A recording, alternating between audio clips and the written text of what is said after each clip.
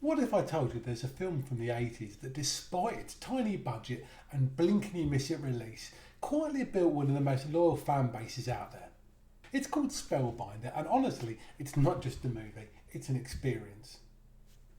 Now, I still remember the first time I saw it, the atmosphere, the glorious 80s music, the outfits that looked like they were stolen from Miami Vice, and that uneasy feeling that I kind of stumbled into something special. It is rough around the edges, sure, but that's what makes it so interesting and special, well, to me anyway. And apparently I'm not alone. Over the years, more and more people have discovered this little forgotten gem. Every one of us convinced that we found something so bad it's actually kind of brilliant. So today we're going to deep dive into what makes Spellbinder one of those movies that rises above the VHS bargain basement that's become a cult classic. Jeff Mills has a successful career and a great future. He's got it all. Tired of dating. I want to fall in love. Hey, get away from her! Stay out of this! And now, he's met Miranda. You will regret this for as long as you live. You're welcome to stay at my place if you want to. Welcome home. You've never been in love. You're not sure you ever will be. Do you believe that woman? Girl could be a movie star. She's everything he ever dreamed of. I'm willing to bet he's never been quite so happy. And more.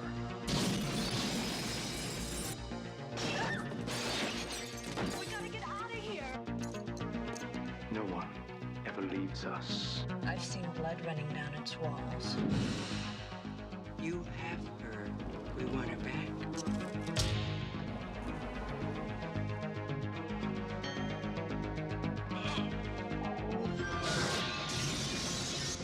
A man would do anything for a girl like her. Spellbinder.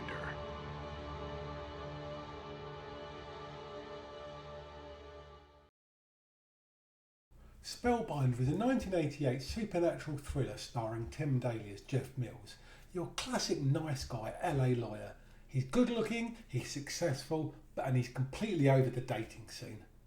Then one night, fate, or something darker, steps in. He meets Miranda Reed, played by very young Kelly Preston, in a parking lot. She's scared, she's mysterious. She says she's running away from someone, and Jeff, being the chivalrous do-gooder that he is, he takes her home. What a man. This was actually one of Tim Daly's earliest roles, and he did go on to some absolute classics after this, and for me, Sopranos being a particular highlight. The same could also be said for Kelly Preston. Again, this is one of her earliest roles. It would be fair to say that both of these actors were still learning their craft at the time. At first it feels like your typical 1980s romance setup. City lights, soft jazz, lots of shoulder pads, but then Jeff learns Miranda's not just running away from an ex or a bad crowd, she's actually running away from a witch's coven. Yes, that's right, a witch's coven. And guess what? They want her back. But apparently she's the missing ingredient in the winter solstice human sacrifice recipe that's coming up. So this is where Spellbinder really starts to say cast its spell. It's not just a story about love or lust, it's about obsession, illusion, how far someone will go to protect what they think is real. Jeff is so blinded by his crush on Miranda that he dives headfirst into danger, facing off against her creepy ex-Coven pals, including one guy whose hair is so big he could be missing from a Bon Jovi video. On paper, Spellbinder sounds like a standard 80s supernatural thriller, romance, danger and a splash of the old occult nonsense. But the thing that makes it worst, or makes it that interesting to me, is its vibe. The cinematography gives LA this dreamy, haunted look, like the whole city's under some kind of a weird spell. And yes, maybe I am over-analysing a B-movie with a fog machine budget, but that's what it feels like to me anyway.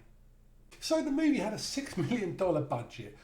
Now, let's be honest, that's kind of the cost of catering for a Top Gun movie. But honestly, I'm not actually sure where this money was spent.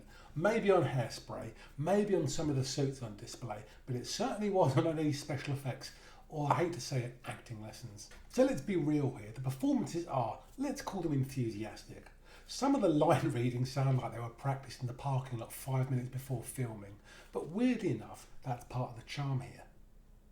It's one of those movies where the bad acting actually makes it better. It's campy, it's awkward, it's in places unintentionally hilarious, but that's what gives it life. We dug your mother up a few nights ago. I've used the bones myself. Get out! Get out!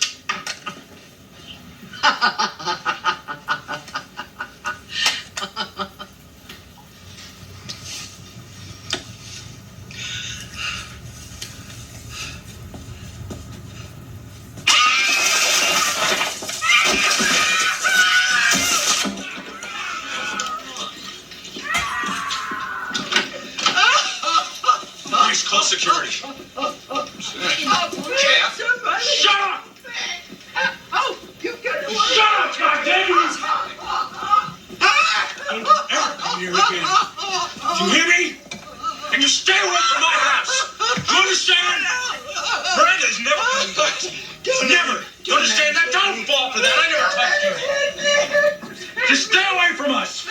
There's a sincerity to Spellbinder, like everybody involved truly believes they're making something profound. And with that earnestness, it kind of gives it heart, really.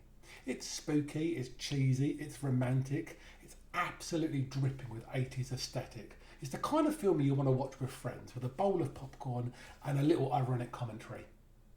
So is Spellbinder a good movie? Well, probably not in a traditional sense, but fun? Absolutely.